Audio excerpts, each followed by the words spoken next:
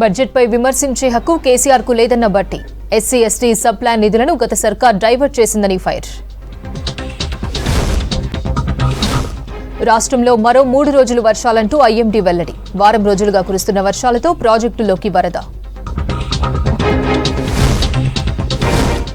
ఉమ్మడి వరంగల్ జిల్లాలో చెరువులకు జలకల. 2 పంటలకు సమస్య లేదని రైతుల్లో ఆనందం. ములుగు జిల్లా ఏజెన్సీ గ్రామాల్లో గర్భిణీల గుర్తింపునకు చర్యలు. వర్షాలతో ఇబ్బంది పడకుండా జిల్లా యంత్రాంగం సేవలు. ఇంటి దగ్గరే రోగులకు వైద్యం అందిస్తూ సేవలు. ఎంజీఎం పాలియేటివ్ కేర్ సెంటర్ సర్వీస్పై ప్రజల హర్షం.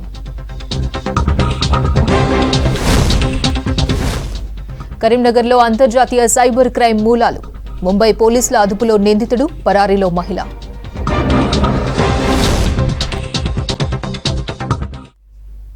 గత 10 ఏళ్లలో బీఆర్ఎస్ ప్రభుత్వంలో అప్పు 10 రెట్లు పెరిగిందన్నారు డిప్యూటీ సీఎం భట్టి విక్రమార్క. 10 ఏళ్లలో తెలంగాణ అప్పు 7 లక్షల కోట్లకు చేరిందని చెప్పారు. దశాబ్ద కాలంలో నాణ్యత లేకుండా సాగునీటి ప్రాజెక్టులు చేపట్టారని తెలిపారు. బీఆర్ఎస్ తప్పిదాలను కాంగ్రెస్ ప్రభుత్వం సరిదిద్దుతోందని చెప్పారు. రాష్ట్ర ఆర్థిక పరిస్థితి ప్రమాదంలో పడిందన్నారు. అప్పులు చెల్లించడానికి మళ్లీ అప్పులు చేయాల్సిన పరిస్థితి వచ్చిందన్నారు డిప్యూటీ సీఎం భట్టి విక్రమార్క. తెలంగాణ రాష్ట్రం ఏర్పడిన తర్వాత గత దశాబ్ద కాలంలో రాష్ట్ర పురోభివృద్ధి ఆశించిన మేరకు జరగలేదు. తెలంగాణ రాష్ట్రాన్ని బంగారు తెలంగాణగా మారుస్తామని ఒట్టి ఉత్తర కుమార ప్రగల్భాలు పలికిన గత ప్రభుత్వ పాలకులు అన్ని రంగాల్లో పూర్తిగా వైఫల్యం చెందారు. పురోభివృద్ధి అటుంచి రాష్ట్ర ప్రజల సంక్షేమం సన్నగిల్లింది, అభివృద్ధి అడుగంటింది, రాష్ట్రం అప్పుల పాలైంది.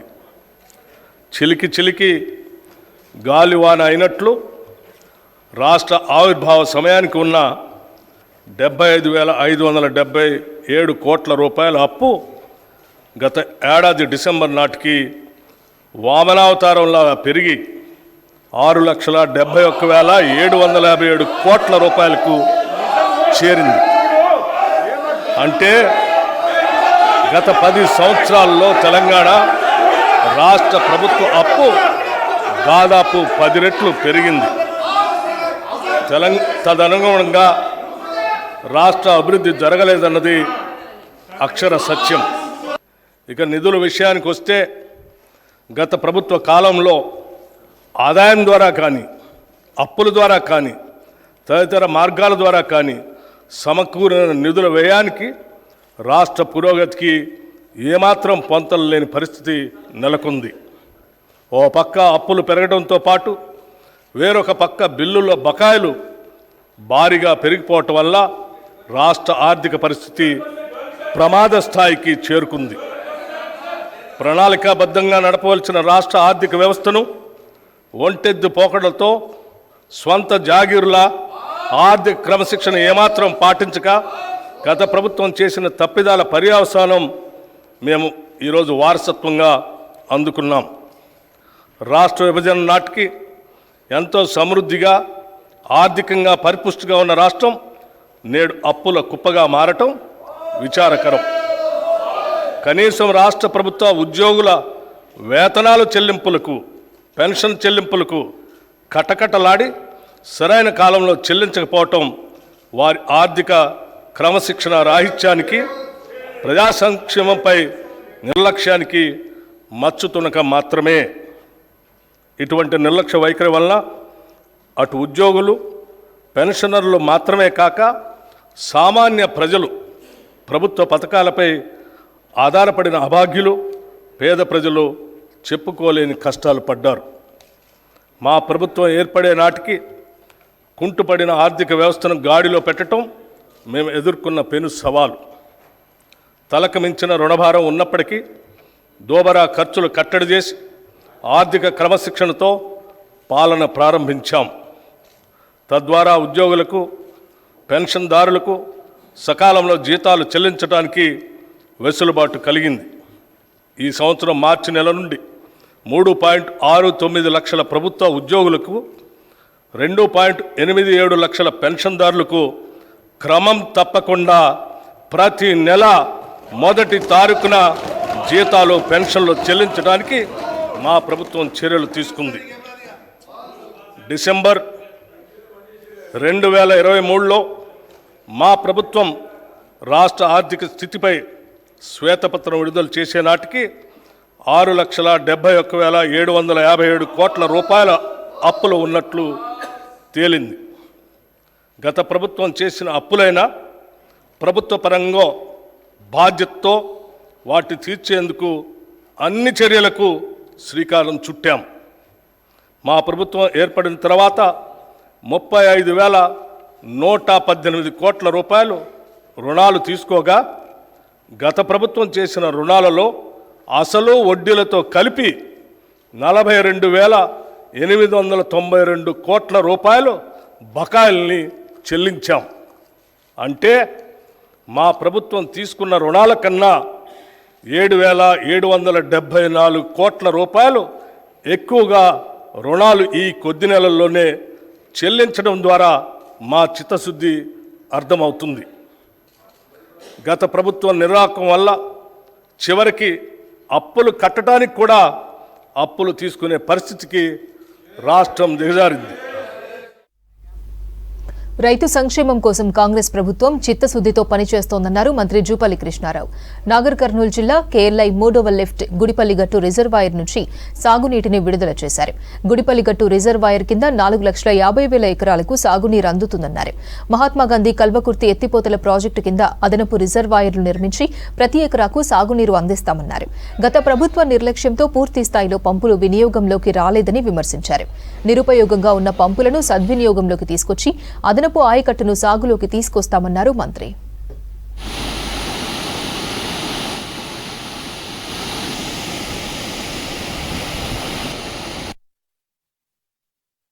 గడిచిన 10 సంవత్సరాల కాలంలో కూడా ఎన్ని సందర్భాలు వచ్చినా ఈ యొక్క రిజర్వాయర్స్కు అంతరార్పణ చేయలేదు. అది చేస్తేనే ఈ మొత్తం 4,50,000 ఎకరాలు నీళ్ళు వస్తుంది. అయితే దురదృష్టవశాత్తు ఈ ఉన్న 5 పంపులు ఏవైతే ఉన్నాయో మొదటి లిఫ్ట్లో అవి 5 పంపులు నడిస్తే 4,000 కలిసి వస్తుంది. 2 మోటార్లు డ్యామేజ్ అప్పుడు వరద వచ్చినప్పుడు అవి మునిగిన కారణంగా 2 మోటార్లు ఈనాటికి కూడా వాటిని సరి చేయలే. వాటిని సరి చేయాల్సిన అవసరం ఉంది. సో దానికి ఈ ప్రభుత్వం వచ్చినటువంటి ఈ మాసాల్లో 3 మాసాలు ఎలక్షన్ పోయింది, మొదటి 3 మాసాలు కమిషన్ పోయింది. సో వాటన్నిటిపైన దృష్టి సారించడం జరిగింది. ఒకటి. రెండవది, ఈ వచ్చిన నీళ్లు కూడా పూర్తిగా కెనాల్స్లో సక్రమంగా పారాలప్పుడు గడిచిన 5 సంవత్సరాలు కూడా నిర్లక్ష్యం కారణంగా అక్కడక్కడ కాలువలు తెగిపోవడం, మొత్తం జమ్ము పెరగడం, అలా ఉడకబడడం. సో అంటే పూర్తి కెపాసిటీకి చేసే పరిస్థితులు లేదు. దానికి ముఖ్యమంత్రి దృష్టికి సంబంధిత మంత్రి దృష్టి ఇవ్వడం జరిగింది, చెప్పడం జరిగింది. కేంద్ర ప్రభుత్వం ప్రవేశపెట్టిన బడ్జెట్ ప్రజలకు వ్యతిరేకంగా కార్పొరేట్లకు అనుకూలంగా ఉందన్నారు సిపిఎం నేతలు. భద్రాద్రి కొత్తగూడెం జిల్లాలో మోదీ ప్రభుత్వం ప్రవేశపెట్టిన బడ్జెట్ కాగితాలను దగ్ధం చేశారు. మోదీ తన కుర్చీని కాపాడుకునేందుకే బీహార్, ఏపీలకు వరాల జల్లు కురిపించారని విమర్శించారు. వ్యవసాయ రంగాన్ని గ్రామీణ పేదలకు ఇస్తున్న సబ్సిడీలో కోత విధించే విధంగా బడ్జెట్ కేటాయింపు ఉందన్నారు. బయ్యార ముక్కు పరిశ్రమ, కాజీపేట రైల్వే కోచ్ ఫ్యాక్టరీ, ములుగులో గిరిజన యూనివర్సిటీ, దక్షిణ అయోధ్య భద్రాచలం అభివృద్ధికి బడ్జెట్ కేటాయించలేదని ఫైర్ అయ్యారు సిపిఎం నేతలు. పేదలకి మాటలు, ధనవంతులకి మూటలుగా ఈ బడ్జెట్ అనేటటువంటిది ఉంది. ముఖ్యంగా ఇది మొత్తం దేశాన్ని దృష్టిలో పెట్టుకొని, రాష్ట్రాలను దృష్టిలో పెట్టుకొని ప్రవేశపెట్టినటువంటి బడ్జెట్గా కంటే ఇవాళ ప్రధానమంత్రి మోడీ తన కుర్చీని కాపాడుకోవటం కోసం కొన్ని రాష్ట్రాలకి సంబంధించినటువంటి వాటికే ప్రాధాన్యత ఇస్తూ, ముఖ్యంగా బీహార్, ఆంధ్రప్రదేశ్ను దృష్టిలో పెట్టుకొని, అట్లాగే ఎన్డీఏ పాలిత రాష్ట్రాలను దృష్టిలో పెట్టుకొని పెట్టినటువంటి బడ్జెట్గా ఇది ఉన్నది. ఈ దేశంలో ఇప్పటికే ఉన్నటువంటి నిరుద్యోగాన్ని, అట్లాగే ధరల పెరుగుదలని, సామాన్య ప్రజల్ని దృష్టిలో పెట్టుకొని బడ్జెట్ అనేటటువంటి రూపకల్పన అనేటటువంటిది చేయలేదు. ముఖ్యంగా వ్యవసాయ రంగాన్ని, అట్లాగే ఇప్పటికే గ్రామీణ పేదలకు ఇస్తున్నటువంటి ఆహార సబ్సిడీలో కోత విధించేటటువంటి పద్ధతిలో ఈ బడ్జెట్ రూపకల్పన అనేటటువంటి చేశారు. కేంద్ర బడ్జెట్లో మోదీ ప్రభుత్వం తెలంగాణకు మరోసారి మొండి చేయి చూపింది. రాష్ట్రానికి భారీ స్థాయిలో నిధులు వస్తాయని ఆశించిన రేవంత్ రెడ్డి సర్కార్కు నిరాశ మిగిలింది. గ్రాంట్లు, విభజన హామీలు, సింగరేణి, రైల్వే ప్రాజెక్టుల విన్నపాలన్నింటినీ ఈ బడ్జెట్లో కేంద్రం మరోసారి పక్కన పెట్టింది. తెలంగాణ కొంగు బంగారమైన సింగరేణికి మొండి చేయి చూపగా ప్రధాన రైలు మార్గాలైన పెద్దపల్లి, మంచిర్యాల, బెల్లంపల్లి, రామగుండం ప్రస్తావన లేదు.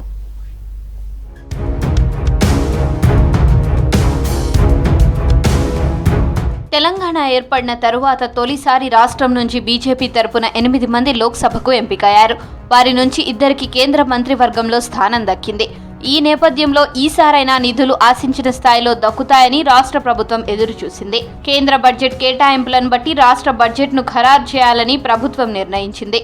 తెలంగాణ అంశం వచ్చేసరికి రైల్వే బడ్జెట్ కానీ మిగతా వాటిలో కూడా మనకు వాటా కేటాయించకుండా నరేంద్ర మోడీ ఒక పక్షపాతతోటి వహిస్తాడు. తప్పకుండా రేవంత్ రెడ్డి గారి నాయకత్వంలో తెలంగాణ ప్రాంతానికి అన్యాయం జరుగుతుందని గత 6 నెలల నుండి 3 సార్లు ప్రధానమంత్రి కావడం జరిగింది. కేంద్ర మంత్రులు అనేక సార్లు కలిసినా కానీ వాళ్ళకు తెలంగాణ మీద చిత్తశుద్ధి లేదు. గత 3 ఏళ్లుగా కేంద్రం నుంచి గ్రాంట్ల పద్దు కింద పూర్తి స్థాయిలో నిధులు రాక తెలంగాణకు తీవ్ర అన్యాయం జరుగుతుందని ఇటీవల ప్రధాని మోడీకి సీఎం రేవంత్ రెడ్డి తెలిపారు. అన్ని రాష్ట్రాలకు జనాభా నిష్పత్తిలో కేంద్ర పథకాల ద్వారా నిధులు కేటాయించాలని కూడా కోరారు. కానీ అలా రావడం లేదు. తెలంగాణ సింగరేణి కేటాయింపుల్లో కోత విధించింది. గత బడ్జెట్లో సింగరేణికి 1650 కోట్లు కేటాయించగా ప్రస్తుత బడ్జెట్లో 1600 కోట్లతో సరిపెట్టింది. పారిశ్రామిక ప్రాంతం సింగరేణి కోల్బెల్ట్ జిల్లాల్లో దాదాపు 40,000 మందికి పైగా కార్మికులు పనిచేస్తూ ఉంటే మరి ఇన్కమ్ ట్యాక్స్ మాఫీ గురించి మాట్లాడకపోవడం, అదేవిధంగా కేంద్ర ప్రభుత్వం దాని గురించి చర్చించకపోవడం బాధాకరమైనటువంటి విషయం. ఏది ఏమైనప్పటికీ తెలంగాణ రాష్ట్రానికి ₹1 కూడా కేటాయించకపోవడం తెలంగాణ రాష్ట్ర ప్రజలను అవమానించిందని ఈ సందర్భంగా మేము తెలియజేస్తా ఉన్నాం. కేంద్రం ప్రవేశపెట్టిన బడ్జెట్లో ఆదాయ పన్నులకు సంబంధించి తీపి కబురు ఉంటుందని ఆశించిన కార్మిక వర్గానికి కేంద్రం మొండి చేయి చూపింది. ప్రాణాలు పణంగా పెట్టి బొగ్గు ఉత్పత్తి చేస్తూ దేశానికి వెలుగులు అందిస్తున్న కార్మికులు సంపాదించిన సొమ్ములో 30% ఆదాయ పన్నుకే పోతోంది. 8వ వేతన ఒప్పందం నుంచి కార్మికుల వేతనాలు పెరిగాయి. క్రమేణా 9వ, 10వ, 11వ వేజ్ బోర్డులో కూడా మరింత పెరిగాయి. 8వ వేతన ఒప్పందం నుంచే కార్మికులు ఆదాయ పన్ను స్లాబ్ పరిధిలోకి వచ్చారు. ఇప్పుడు ప్రతి ఉద్యోగి ఆదాయ పన్నులు చెల్లించే స్లాబ్లో ఉన్నారు. కేంద్ర బీజేపీ ప్రభుత్వానికి ఈ తెలంగాణ ప్రాంతం మీద ప్రేమ లేదనేది మరి ఒకసారి రుజువైంది. సింగరేణి బొగ్గు బ్లాక్లను వేలం వేసేటువంటి ఒక ఆలోచనతో ముందుకు సాగుతున్నటువంటి ఒక బీజేపీ ప్రభుత్వం తప్పకుండా రాబోయేటువంటి కాలంలో బీజేపీ ప్రభుత్వానికి ప్రజలు తప్పకుండా గుణపాఠం చెప్తారనేటువంటి ఆలోచన చేయాల్సినటువంటి అవసరం ఉన్నది. గనిలోకి దిగి పనిచేయడం వల్ల వచ్చే కీళ్ల నొప్పులు, నడువు నొప్పులు, ఇతర జబ్బుల చికిత్సలకే భారీగా ఖర్చు చేయాల్సి వస్తోంది. ఇక ఏదైనా మిగులుతోందని ఆలోచించే లోపే ఆదాయ పన్ను కోత పడుతుందని కార్మికులు వాపోతున్నారు. ఇన్కమ్ ట్యాక్స్ ఆపేస్తాం, రద్దు చేస్తాం అడగమని ప్రతి ఎన్నికల్లో నాయకులు వాగ్దానాలు చేస్తారు. వాగ్దానాలు వర్షాలు కురిపిస్తారు, పకడ్బందీగా నిర్ణయాలు చేస్తామని చెప్తారు. కానీ ఏది కూడా ఇదివరకు జరగలేదు. నిన్నటి బిల్లులో కూడా ఈ విధంగా ఇన్కమ్ ట్యాక్స్ రద్దు చేస్తారేమని చెప్పేసి 42,000 మంది కార్మికులు ఎంతో ఆశతో ఎదురు చూసిండ్రు. కానీ వాళ్ళ ఆశల మీద నీళ్లు జల్లినట్టే కేంద్ర ప్రభుత్వం చేసింది. కార్మికుల ఆదాయ పన్ను మాఫీ కోసం ఏళ్లుగా పోరాడుతున్నారు. ప్రతి ఎన్నికల్లో నేతలు కార్మికులకు ఆదాయ పన్ను మాఫీ చేస్తామని హామీ ఇచ్చి ఓట్లు వేయించుకుంటున్నారు. అన్ని పార్టీలకు ఇది రాజకీయ అస్త్రంగా మారిందని కార్మికులు వాపోతున్నారు. కోల్ ఇండియాలో అలవెన్స్ పై పడే ఆదాయ పన్నులను అక్కడి సంస్థలు రియంబర్స్మెంట్ చేస్తున్నాయి. సింగరేణిలో కూడా ఆ సిస్టమ్ అమలు చేయాలని రాష్ట్ర ప్రభుత్వానికి కార్మికులు కోరుతున్నారు. ఇప్పటికైనా కేంద్రంలో అధికారంలో బీజేపీ గవర్నమెంట్ ఏం చేయాలంటే ఈ సింగరేణిలో కానీ రైతులకు కూడా ఎలాంటి ఇది కేటాయించలేదు. అదేవిధంగా సింగరేణి కార్మికులకు కూడా ఎలాంటి ఇవి చేయలేదు. కాబట్టి వాళ్ళ గురించి కూడా పునరాలోచించాలి. వచ్చే బడ్జెట్లోనైనా వాళ్లకు తగిన న్యాయం చేయాలని చెప్పి మేము కోరుతున్నాం. దేశ సరిహద్దుల్లో త్రివిధ దళాల్లో ఆదాయ పన్నులు మాఫీ ఉంటుంది. ప్రాణాలు పణంగా పెట్టి దేశం కోసం పనిచేస్తున్నారని రిస్క్ సెక్టార్గా గుర్తించి పన్ను మాఫీ చేస్తున్నారు. ఇక్కడ కార్మికులు గనిలోకి దిగి పనిచేసి ఇంటికి తిరిగి వస్తారని గ్యారంటీ కూడా ఉండదు. నిత్యం ప్రాణాలను పణంగా పెట్టి పనిచేస్తున్న బొగ్గుగని కార్మికులను రిస్క్ సెక్టార్గా గుర్తించి పన్ను మాఫీ చేయాలని డిమాండ్ చేస్తున్నారు కార్మిక సంఘాల నాయకులు. బొగ్గు గనుల్లో చీకటి గోల్లో పనిచేస్తున్న కార్మికులకు ఓట్ల ముందు ఇన్కమ్ ట్యాక్స్ తక్కువ చేస్తామని చెప్పేసి కల్లిబొల్లి మాటలు చెప్పి గద్దెనెక్కిన కేంద్ర ప్రభుత్వం ఈరోజు మరి ఈ బడ్జెట్ ప్రవేశించకపోవడం అనేది చాలా విడ్డూరంగా ఉంది. మరి ఈ కేంద్ర ప్రభుత్వాన్ని ఒకటే చెప్తా ఉన్నాం, మళ్ళీ వచ్చే బిల్లులైనా కూడా ఈ యొక్క తెలంగాణ రాష్ట్రాన్ని మర్చిపోవద్దు, సవితి తల్లి ప్రేమ చూపెట్టద్దని చెప్పేసి మా ఎంసీపీఐ పార్టీ డిమాండ్ చేస్తూ ఉంది. పెద్దపల్లి మంచిర్యాల పరిధిలో ప్రధానంగా రైలు మార్గాల సౌకర్యాలు మెరుగుపడాల్సి ఉంది. కేంద్ర బడ్జెట్లో కాజీపేట బల్హర్షా సెక్షన్లో కొత్త రైలు మంజూరు ప్రస్తావన లేదు. జిల్లా పరిధిలోని రైల్వే స్టేషన్ల ఆధునీకరణకు పాత పనులు తప్ప కొత్తగా ఏవీ ప్రకటించలేదు. ఫుట్ ఓవర్ బ్రిడ్జ్లు, రైల్వే ఓవర్ బ్రిడ్జ్లు మంజూరు చేయాల్సి ఉంది. కేంద్ర ప్రభుత్వ పరిధిలోని విద్య, వైద్యం, పర్యాటకానికి సంబంధించిన సంస్థలు ప్రకటించకపోవడంతో నిరాశ మిగిలింది. బెల్లంపల్లి, గడ్చిరోలి జాతీయ రహదారిపై ఈ ఆర్థిక సంవత్సరంలో కేటాయింపులపై స్పష్టత రావాల్సి ఉంది.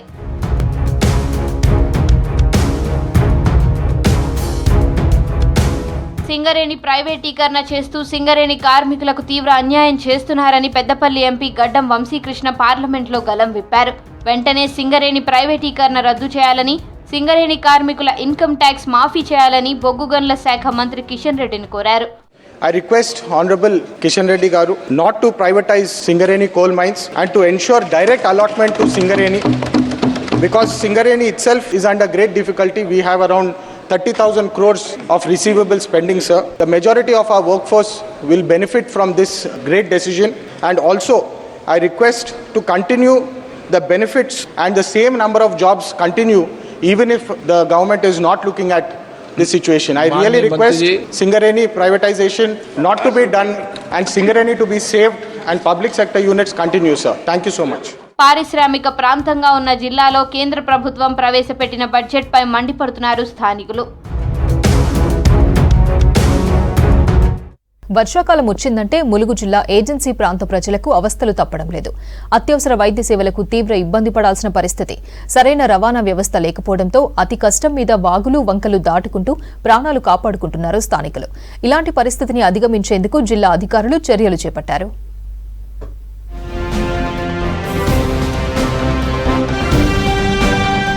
ములుగు జిల్లా ఏటూరు నాగారం మండలానికి చెందిన ఇద్దరు గర్భిణీలు అత్యవసర సేవల కోసం తీవ్ర అవస్థలు పడ్డారు. కొండాయి గ్రామానికి చెందిన స్నేహ 9 నెలల గర్భిణి, మలయాళ గ్రామానికి చెందిన భవానీ 7 నెలల గర్భిణి. ఈ ఇద్దరిని జిల్లా కలెక్టర్ ఆదేశాలతో మండల కేంద్రంలోని సామాజిక హాస్పిటల్ కు తరలించాల్సి ఉంది. 108 వాహనం వచ్చేందుకు రవాణా వ్యవస్థ సరిగ్గా లేదు. ఉన్న వాహనాలు బురదలో దిగబడ్డాయి. దీంతో గర్భిణీలు నడుచుకుంటూ వెళ్లాల్సిన పరిస్థితి ఏర్పడింది. ఏటూరు నాగారం మండల పరిధిలో 4 రోజుల నుంచి ఎడతెరిపి లేకుండా వర్షం పడింది. వర్షానికి గర్భిణీలు కొండాయి వరకు చేరుకోలేని పరిస్థితి. దీంతో స్నేహను బైక్ పై కొంత దూరం తీసుకొచ్చి ఆ తర్వాత 2 కిలోమీటర్ల దూరంలో ఉన్న అంబులెన్స్ దగ్గరకు కాలినడకన చేరుకున్నారు. ఊరట్టం మీదుగా ఏటూరు నాగారం సామాజిక హాస్పిటల్ కు తరలించారు. ఎన్డీఆర్ఎఫ్ సిబ్బంది భవానీని మల్యాల నుంచి బోటు ద్వారా జంపన్న వాగు దాటించారు. ఆ తర్వాత దొడ్ల దగ్గర అంబులెన్స్ లో ఏటూరు నాగారం తరలించారు. భారీ వర్ష సూచన ఉన్నందున ప్రస్తుతం వాజేడు మండలంలోని వాగులు పొంగుతున్న బ్రిడ్జిలు కూడా బ్రీచ్ అయ్యే అవకాశం ఉన్నందున గర్భిణీ స్త్రీలు ఎవరైతే ఈ నెల 15వ తారీఖు వరకు, ఆగస్టు 15వ తారీఖు వరకు ఎవరికైతే డెలివరీ డేట్ ఉందో వాళ్ళందరినీ కూడా గౌరవ జిల్లా అధికారి, జిల్లా కలెక్టర్ గారి ఆదేశాల మేరకు వీరిని హాస్పిటల్కి కానీ లేదా వారి బంధువుల ఇంటికి కానీ తరలించడం జరుగుతుంది. ప్రస్తుతం పేరూరు పిఎస్సి పరిధిలో 13 మంది ఉన్నారు. అందులో 2 డెలివరీ కాగా 3 వాళ్ళ తల్లిగారింటికి వెళ్ళిపోయారు. ఇంకా 8 మందిని మేము ఈరోజు షిఫ్ట్ చేయడం జరుగుతుంది. ఇలాంటి పరిస్థితులు అధిగమించేందుకు జిల్లా యంత్రాంగం ముందస్తు చర్యలకు సిద్ధమైంది. జిల్లాలో ఎంతమంది గర్భిణీలు ఉన్నారు, ఆగస్టు 15 వరకు డెలివరీ డేట్ ఇచ్చిన వాళ్లు ఎందరు ఉన్నారో గుర్తించేందుకు సర్వే చేశారు. వారి వివరాలు సేకరించారు అధికారులు. వాగులు, వంకలు, సమీప గ్రామాలు, ముంపుకు గురయ్యే ప్రాంతాల్లో ఉన్న వారి వివరాలతో కూడిన జాబితా రెడీ చేశారు. గర్భిణీలు ఉన్న గ్రామాలను గుర్తించి వైద్య ఆరోగ్య సిబ్బంది అక్కడికి వెళ్లేందుకు చర్యలు చేపట్టారు అధికారులు. వారికి అందించే వైద్య సేవలకు ఎలాంటి ఇబ్బంది లేకుండా ముందస్తు చర్యలు తీసుకుంటున్నారు. క్షేత్రస్థాయిలో ఉన్న పరిస్థితులపై అవగాహన కల్పించేలా వాళ్లకు కౌన్సిలింగ్ కూడా ఇస్తున్నామని చెప్పారు కలెక్టర్ దివాకర్. జిల్లాలో దాదాపు మన ఎక్స్పెక్టెడ్ డెలివరీ డేట్ అని ఉంటుంది. దాని ప్రకారంగా ఎవరైతే గర్భిణీ స్త్రీలు ఫస్ట్ ఒకసారి ప్రెగ్నెన్సీ అయినప్పుడు మన హెల్త్ సిస్టంలో రిజిస్టర్ చేసుకోవాల్సి ఉంటుంది. వాళ్ళని మనము ట్రాక్ చేస్తాం basically. And during the entire 9 months of pregnancy. So మనకి వాళ్ళది ఎక్స్పెక్టెడ్ డెలివరీ డేట్ అనేది ఎప్పుడు అనేది మనకి ఆల్రెడీ డేటాబేస్లో డేటా ఉంది. సో అట్లాంటి వాళ్ళు మనము August 15th వరకు ఉన్న వాళ్ళు దాదాపు ఒక 250 మెంబర్స్ వరకు మనం ఐడెంటిఫై చేసాము ఎంటైర్ జిల్లాలో. ఎస్పెషల్లీ మన వల్నరబుల్ హ్యాబిటేషన్స్లో ఉన్నవాళ్ళు బేసికలీ 80 గ్రామాలు ఏదైతే అఫెక్ట్ అయ్యే ఛాన్స్ ఉందో అక్కడ. సో అక్కడ ప్రతి ఒక్కళ్ళు మనం ఆశా, ANM, మెడికల్ ఆఫీసర్స్ వాళ్ళందరికీ ఇండివిజువల్గా ఇళ్ళకి వెళ్ళి వాళ్ళకి చెప్పడం జరిగింది. ప్రజా రవాణా వ్యవస్థ సరిగా లేని ప్రాంతాలకు వైద్య సిబ్బందిని పంపించి సహకరించాలన్నారు ఏటూరు నాగారం మండలానికి చెందిన ప్రజలు. సైబర్ నేరగాళ్లు ఇంతకాలం బడా నగరాలు, నైజీరియా లాంటి దేశాలను అడ్డాగా పెట్టుకుని ఆర్థిక మోసాలకు పాల్పడేవాళ్లు. కానీ ఇప్పుడు అలాంటి ముఠాల స్ఫూర్తితో లోకల్ సైబర్ నేరగాళ్లు చిన్న చిన్న నగరాలను అడ్డాగా మార్చుకుని తమ కార్యకలాపాలను విస్తరిస్తున్నారన్న సందేహాలు వ్యక్తమవుతున్నాయి. ఇటీవల ముంబైలో జరిగిన ఓ మోసానికి సంబంధించిన మూలాలు కరీంనగర్లో వెలుగు చూడడమే ఇందుకు నిదర్శనం.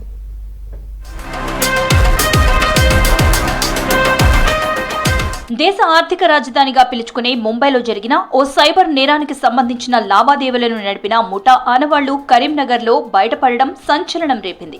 అంతర్జాతీయ స్థాయి సైబర్ మోసంలో భాగంగా పెద్ద ఎత్తున ఓ బ్యాంకు ద్వారా నగదు బదిలీ జరగడంతో ఓ ముఠాను ముంబైలో ఇటీవల పోలీసులు పట్టుకున్నారు. అయితే వారు ఉపయోగించిన బ్యాంకు ఖాతాలను పరిశీలిస్తే అందులో కీలక వ్యక్తులు కరీంనగర్లో ఉన్నట్లు గుర్తించారు. కేసు దర్యాప్తులో భాగంగా ముంబై నుంచి 2 CIలు, 2 SIలు, 4 కానిస్టేబుళ్లు ఇటీవల కరీంనగర్ వచ్చి ఇక్కడి సిపి అభిషేక్ మహాంతి అనుమతితో ఒకరిని అరెస్టు చేశారు. ఇదే ముఠాకు చెందిన మరికొంతమంది పరారీలో ఉన్నట్లు గుర్తించారు. ఇదే కేసులో కీలకంగా భావిస్తున్న ఓ మహిళ కోసం వెతుకుతున్నారు. ఇంతకాలం సైబర్ నేరగాళ్ల బారిన పడి మోసపోయిన బాధితులు మాత్రమే కరీంనగర్లో బయటకు రాగా ఇప్పుడు ఏకంగా నేరం చేసేవాళ్ల ఆనవాళ్లే ఇక్కడ దొరకడం సంచలనంగా మారింది.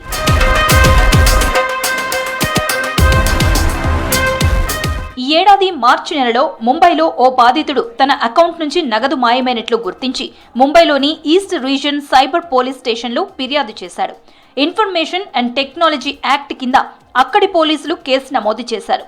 బాధితుడిచ్చిన ఫిర్యాదు మేరకు టెక్నికల్ ఎవిడెన్స్ సంపాదించారు. ఈ ఆధారాల్లో మోసానికి సంబంధించిన వ్యవహారాలన్నీ కరీంనగర్ బ్యాంకులో ఉన్న ఖాతా ద్వారా జరిగినట్లు గుర్తించారు ముంబై పోలీసులు. కరీంనగర్లోని ఒక ప్రముఖ ప్రైవేట్ బ్యాంకులో మందాని ఇంపార్ట్ పూర్ వెల్ఫేర్ ట్రస్ట్ పేరున బ్యాంకు ఖాతాను తెరిచారు. ఈ ఖాతాను సెక్రటరీ, ట్రెజరీ వంటి వివిధ హోదాల్లో ఉన్న 7 సభ్యుల పేరిట ఒకే ఖాతాను తెరిచి మోసం చేసినట్లు గుర్తించారు. ఈ ఆధారాల ఆధారంగా కరీంనగర్ చేరుకున్న Mumbai east region cyber crime పోలీసులు సుభాష్ నగర్ కి చెందిన ఫరూక్ అహ్మద్ ని అదుపులోకి తీసుకున్నారు.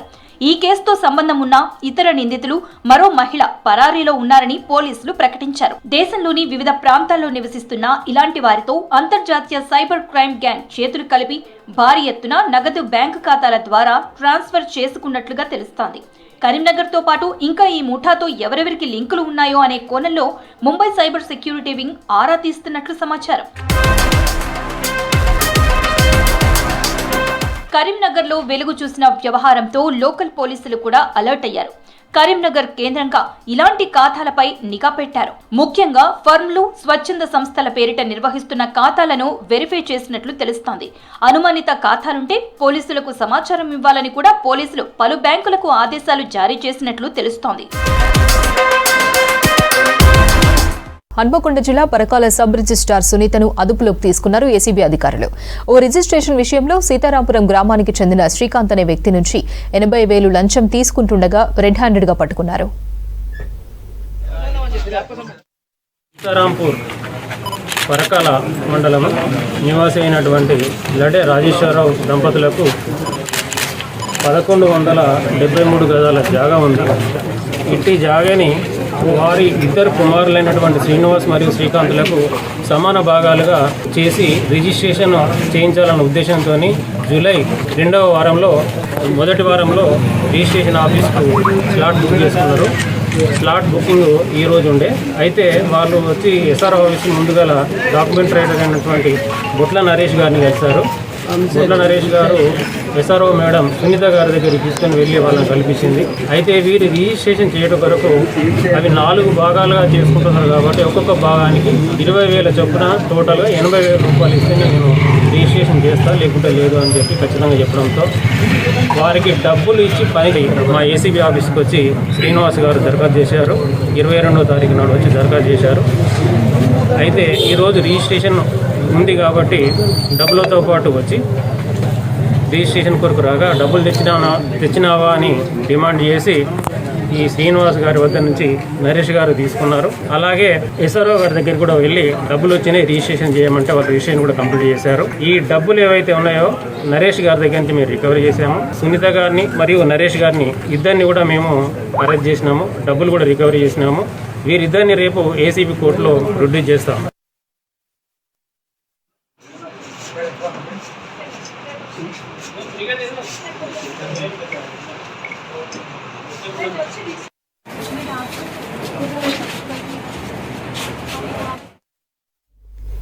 ఉమ్మడి వరంగల్ జిల్లాలో భారీ వర్షాలతో చెరువులు, కుంటలు నిండుకుండలా మారాయి. కాకతీయులు నిర్మించిన చెరువుల్లో భారీగా వరద నీరు వచ్చి చేరుతోంది.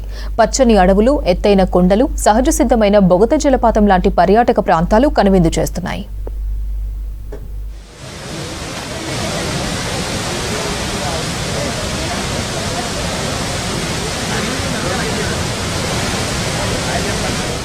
ఉమ్మడి వరంగల్లో 4-5 రోజుల నుంచి భారీ వర్షాలు పడుతున్నాయి. ఏకదాటిగా పడుతున్న వానలతో వాగులు, వంకలు ఉధృతంగా ప్రవహిస్తున్నాయి.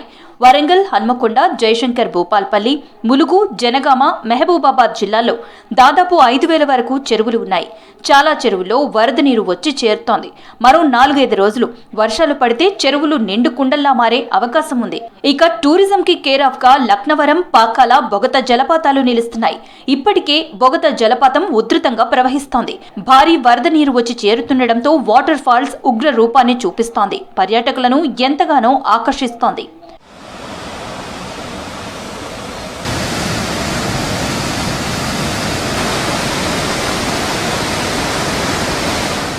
ప్రధాన జలాశయాలుగా ఉన్న లక్నవరం, పాకాల, రామప్ప, గణప సముద్రం, బయ్యారం వంటి చెరువుల కింద వేలాది ఎకరాల ఆయకట్టు ఉంది. ప్రస్తుతం చెరువుల్లో భారీగా వరద నీరు వచ్చి చేరుతుండటంతో 2 పంటల కోసం సాగునీటి ఇబ్బంది ఉండదు.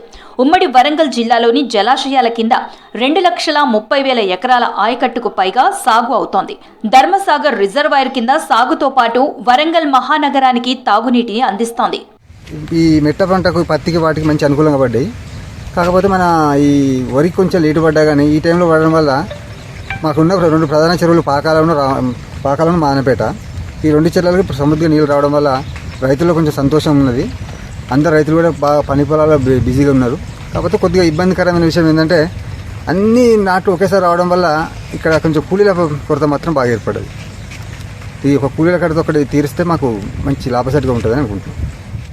లక్నవరం చెరువు ములుగు జిల్లాలోని గోవిందరావుపేట మండలంలో ఉంది. దాదాపు 10,000 ఎకరాలలో ఈ చెరువు వ్యాపించి ఉంది. ఆధునిక ఇంజనీరింగ్ ను గుర్తుకు తెస్తుంది. 9 తూములతో రూపొందించిన ఈ చెరువు ద్వారా నీరు సమీపంలోని సద్దిమడుగు రిజర్వాయర్ కి మళ్లించి అక్కడి నుంచి కాలువల ద్వారా వ్యవసాయ భూములకు అందుతుంది. లక్నవరం చెరువు సామర్థ్యం 1.945 టీఎంసీలు కాగా ప్రస్తుతం 0.9 టీఎంసీలకు చేరుకుంది. మాకు మొన్ననే రేవంత్ రెడ్డి ప్రభుత్వం మాకు రుణమాఫీ చేసి అదొక ఊరట కలిగించింది. మళ్ళీ రైతు బంధు కూడా వేస్తే ఇంకా బాగుంటుంది. దాంతోపాటుగా కాలువలు అనేటివి చాలా ఇంపార్టెంట్, మరమ్మతులు చేయాలి. ఎంత చెర్లు నిండినా కానీ కొసపార్కం వరకు కాలువల ద్వారా నీళ్లు రావడం లేదు. ఇది గ్రౌండ్ లెవెల్ మొత్తం తెలుసుకొని ప్రభుత్వ అధికారులు దీన్ని తక్షణం వెంబడే చెర్లు నిండినా కూడా కొసపార్కాలకు నీళ్లు రావడం లేదు కాబట్టి ఇమ్మీడియట్లీ అది త్వరగా మా కాలువలు తీసిస్తే మేము ఇంకా ఆనందంగా ఉంటామని కోరుకుంటున్నాను. రామప్ప చెరువు జలకళ సంతరించుకుంది. వర్షాలతో సగానికి పైగా నిండింది. ఈ చెరువు కింద 6,000 ఎకరాల ఆయకట్టు ఉంది. సాగునీటి అవసరాలను తీరుస్తోంది. ఈ చెరువు నీటి సామర్థ్యం 2.912 కాగా ప్రస్తుతం 1.20 టీఎంసీల నీరు చేరింది. భూపాల్పల్లి జిల్లాలోని గణప సముద్రం నీటి సామర్థ్యం 1.478 టీఎంసీలు కాగా ప్రస్తుతం 0.5 టీఎంసీల నీరు వచ్చి చేరింది. ఈ చెరువు కింద 5,000 ఎకరాల వరకు ఆయకట్టు ఉంది. చలివాగు ప్రాజెక్టు పూర్తిగా నిండింది. 0.5 టీఎంసీల సామర్థ్యం కాగా అదే స్థాయిలో నీరు వచ్చి చేరింది. దీని కింద 3,000 ఎకరాల ఆయకట్టుకు సాగునీటికి ఢోకా లేదు. తెలంగాణ రాష్ట్ర వ్యాప్తంగా సకాలంలో వర్షాకాలంలోన సరైన సమయానికి వర్షం కురిసి ఈ వర్షం ద్వారా ఈ యొక్క తెలంగాణ రాష్ట్రంలో ఉన్నటువంటి అన్ని కుంటలు, చెరువులన్నీ కూడా జలకళలాడుతూ ఉన్నాయి. అదేవిధంగా గణపూర్ చెరువు కట్టపైన గణపూర్ చెరువుకు వెనకాలటువంటి పొలాలు అన్ని పండేటువంటి సమయం నీళ్లు వచ్చినాయి కనుక గణపురం చెరువు వెనకాల ఉన్నటువంటి రైతులందరూ కూడా పంట పడుతుందనేటువంటి సంతోషంతో ఆనందంతో ఉన్నారు. అందరూ నాట్లు వేసుకుంటూ ఉన్నారు. మళ్ళీ రుణం తీసుకొని సంతోషంగా పంటలు పండించుకొని అడగంటి పోతున్నాము, ఈ రైతులను బతకలేమనేటువంటి స్థితిలో ఉన్నటువంటి రైతులకు ఒక ఆనందాన్ని, ఒక మంచి ఉత్సాహాన్ని కల్పించినటువంటి ముఖ్యమంత్రి గారికి మరొకసారి మా రైతులందరం కూడా ధన్యవాదాలు తెలియజేస్తా ఉన్నాము. వరంగల్ జిల్లాలోని పాకాల చెరువుకు భారీగా వరద నీరు వచ్చి చేరుతోంది. ఈ చెరువును 1213లో మున్నేరు వాగుపై నిర్మించారు. ఇది అత్యంత పెద్దది. 268.80 కిలోమీటర్ల మేర పరివాహక ప్రాంతం ఉంది. ఈ చెరువుకు 5 కాలువలు ఉండగా వీటి ద్వారా 12 గ్రామాల్లోని 22,410 ఎకరాలకు సాగునీరు అందుతోంది. చెరువు పూర్తి సామర్థ్యం 3.23 టీఎంసీలు కాగా ప్రస్తుతం 2.6 టీఎంసీల నీటితో కలకలలాడుతోంది. నగరంలోని ధర్మసాగర్ జలాశయం కెపాసిటీ 1.5 టీఎంసీలు కాగా ప్రస్తుతం సగం నిండింది.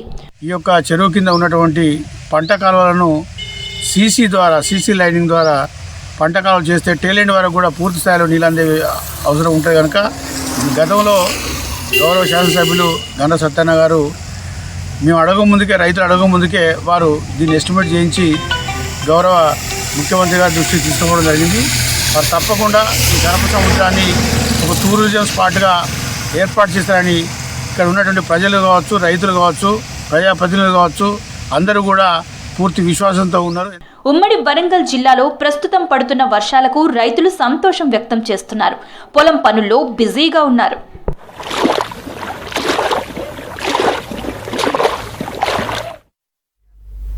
రాష్ట్రంలో మరో 3 రోజులు ఎడతెరిపి లేని వర్షాలు కురుస్తాయని ఐఎండీ వెల్లడించింది.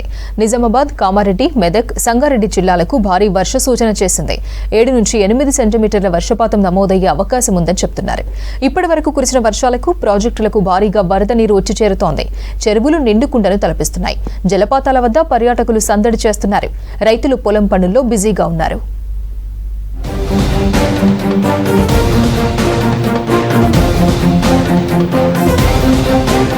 ఉమ్మడి వరంగల్ జిల్లాలో మోస్తరు నుంచి భారీ వర్షాలు పడుతున్నాయి. ములుగు జిల్లాలో వారం రోజులుగా భారీ వర్షాలు కురుస్తున్నాయి. వాగులు, వంకలు పొంగి పొర్లుతున్నాయి. గోదావరి నది ఉధృతంగా ప్రవహిస్తోంది. ఏటూరు నాగారం మండలం రామన్నగూడెం పుష్కర ఘాట్ దగ్గర మొదటి ప్రమాద హెచ్చరిక కొనసాగుతోంది. రెండో ప్రమాద హెచ్చరికకు చేరువలో వరద ప్రవహిస్తోంది. తుపాకులగూడెం సమ్మక్క బ్యారేజ్ కి భారీగా వరద నీరు చేరుతోంది. దీంతో 59 గేట్లు ఎత్తి 9,83,500 క్యూసెక్కుల నీటిని దిగువకు విడుదల చేస్తున్నారు అధికారులు.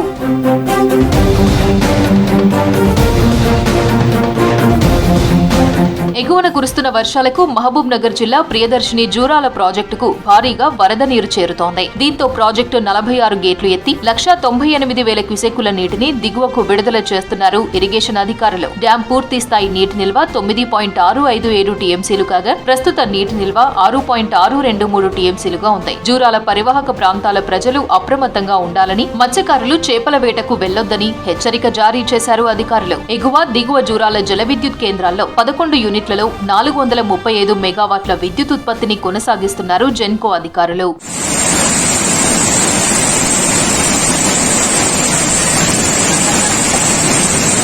ఉమ్మడి కరీంనగర్ జిల్లాలో 2-3 రోజులుగా చిరుజల్లులతో కూడిన వర్షాలు కంటిన్యూ అవుతున్నాయి. జనం బయటకు వెళ్లలేకపోతున్నారు. ఎడతెరిపి లేకుండా కురుస్తున్న వానలకు చిన్నపాటి చెరువులు, కుంటలు నిండుతున్నాయి. ప్రాజెక్టుల్లోకి మాత్రం రైతులు ఆశించినంతగా వరద నీరు రావడం లేదు.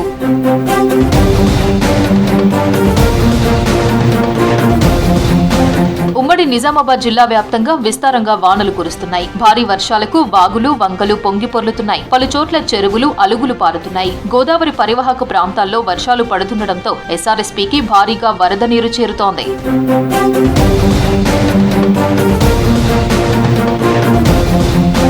ఆదిలాబాద్ జిల్లా గంగాపూర్ చెక్ డ్యాం వాగులో గల్లంతైన యువకుడి మృతదేహం లభ్యమైంది. వాగులో చెట్టు కొమ్మకు తట్టుకుని వేలాడుతున్న డెడ్ బాడీని బయటకు తీశారు రెస్క్యూ టీం, పోలీసులు. మృతుడిని టేకం లక్ష్మణ్ గా గుర్తించారు పోలీసులు.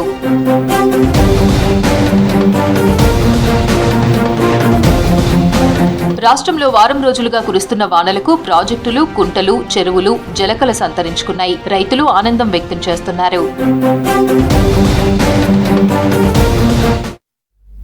ఇవి బులెటిన్ అప్డేట్స్.